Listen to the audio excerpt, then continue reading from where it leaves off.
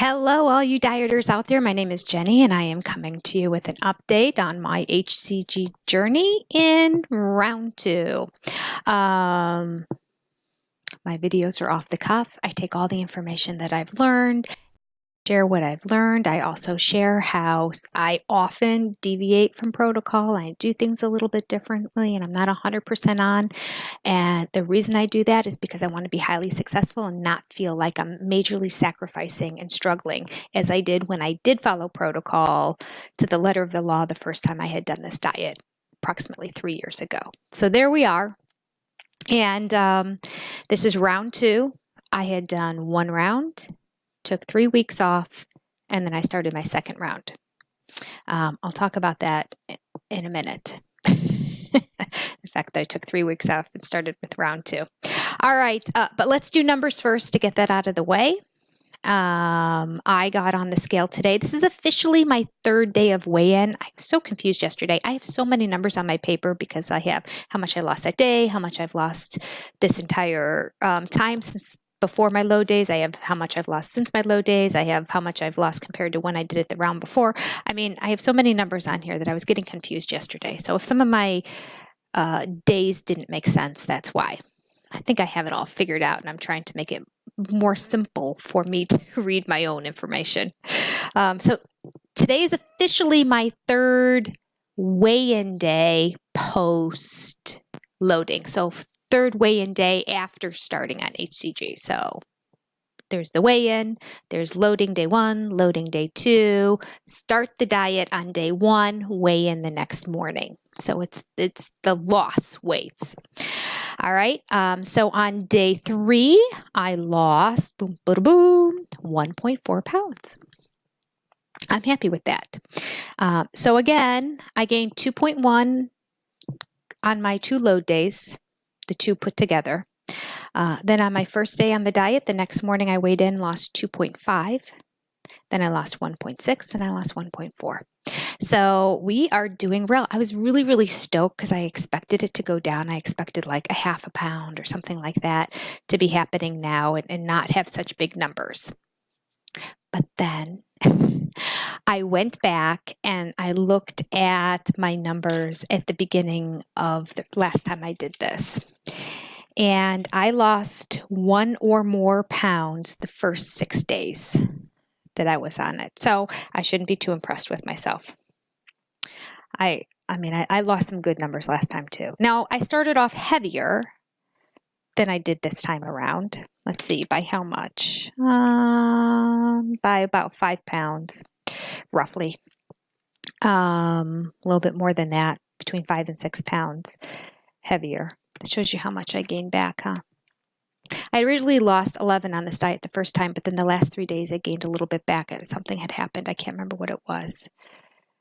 And then I said, I just need to get off of this because it ended up being like 10.1 pounds really that I'd lost. So I really gained half of it back in those 3 weeks. And I knew what I was doing when I was doing it. I wasn't doing P3, so there you go. That's what happened. P3. So I'm happy that those 5 pounds are almost all back off again in the first 3 days. They should be off in the next day or 2 so that I'm back in the weight loss portion of this. So I wanted to talk today a little bit about the time between doing the drops. So like how long you should stay on P3 or P4 and all that. And I was relying on my memory and that you shouldn't do it right away again, and that you needed to wait 3 weeks or give it a whole month before doing it again. So it was 3 weeks, and I decided to do it again because I looked at the calendar and I thought, I really can't do this until December, and I really didn't want to wait that long because I'd fallen off the wagon so poorly. And I got back on it again, and I'm mad at myself because I did a little research before going ahead and doing this video to see if there was any debate amongst how long you should wait. And the original protocol says to wait 6 weeks. I thought it was 3. My brain told me it was 3. My very poor aging brain, clearly.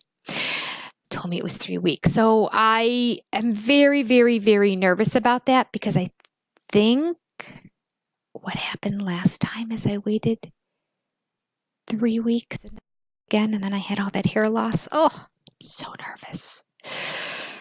So we're going to see what happens. I'm telling you now, and now after this experience and doing this video, I will remember that you should, after you finish a round of drops, you should wait 6 weeks before taking the drops again. Now I'm already into it, and so just stopping at this point just sort of seems stupid. I guess I could, but I don't know. This is a gamble I'm taking by staying on it, and just I'm going to pray that the pills I have to help maintain hair growth and prevent hair loss is going to do its job.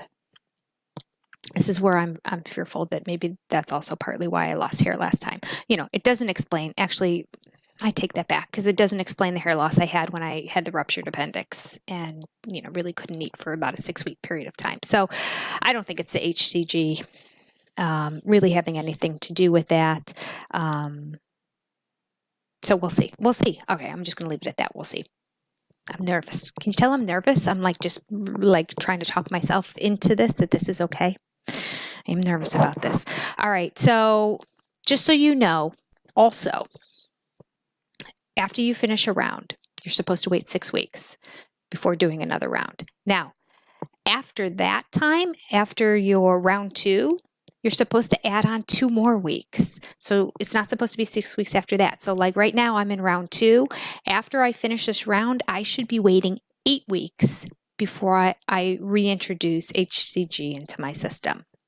And then again, if you do another round, a 4th round, then you should be waiting 10 weeks. So you're always going to add an additional 2 weeks on between your rounds. That is Dr. Simeon's protocol. And I'm sure he had reasons for it because he developed this whole thing. So I don't remember seeing in the protocol why. And maybe it was in there. Yeah. But it doesn't matter. Just do it. Just do that. And from here on out, that's what I'm going to do. In fact, after this, I will probably not wait 6 weeks. I'll wait the 8 weeks just to play it safe before I do it again, if I do another round. We'll see.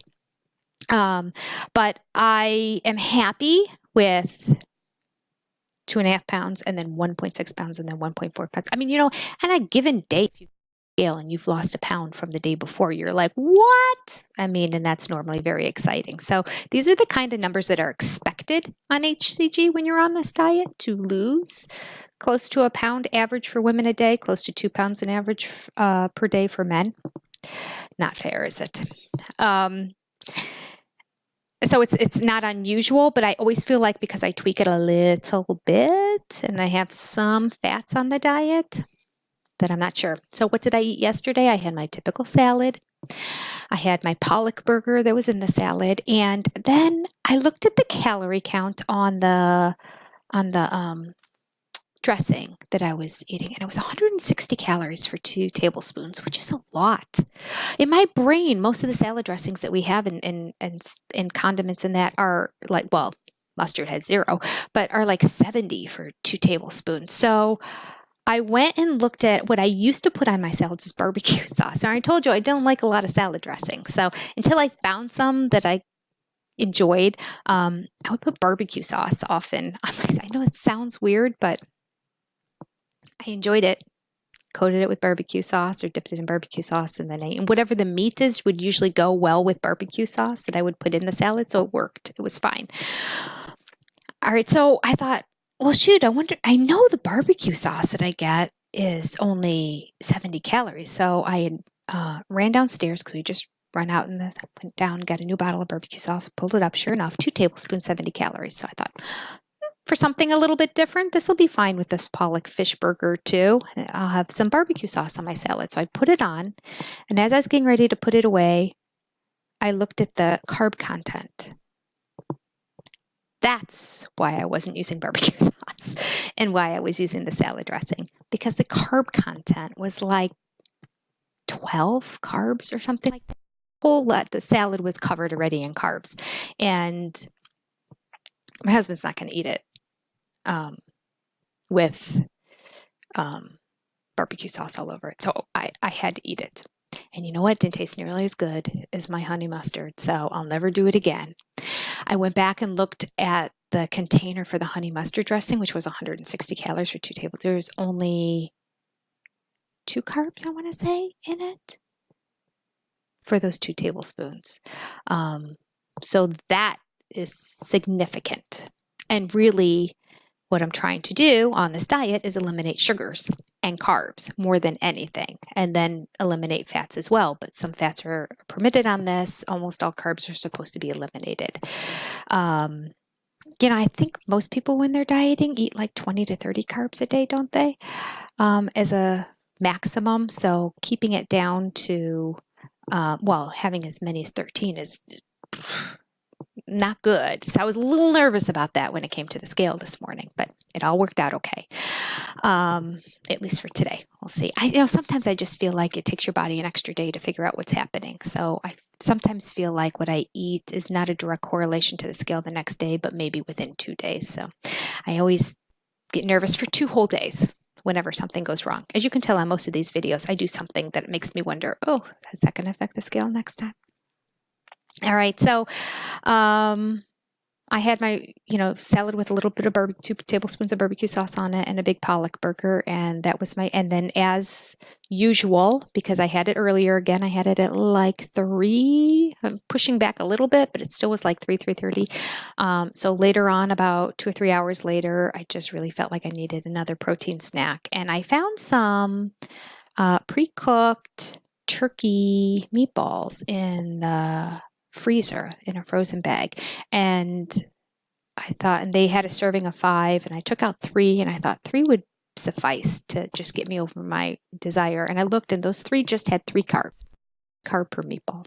So I felt pretty good about that. Now, it's not great that I did that in addition to the barbecue sauce, but on a normal day, that would be a really low carbohydrate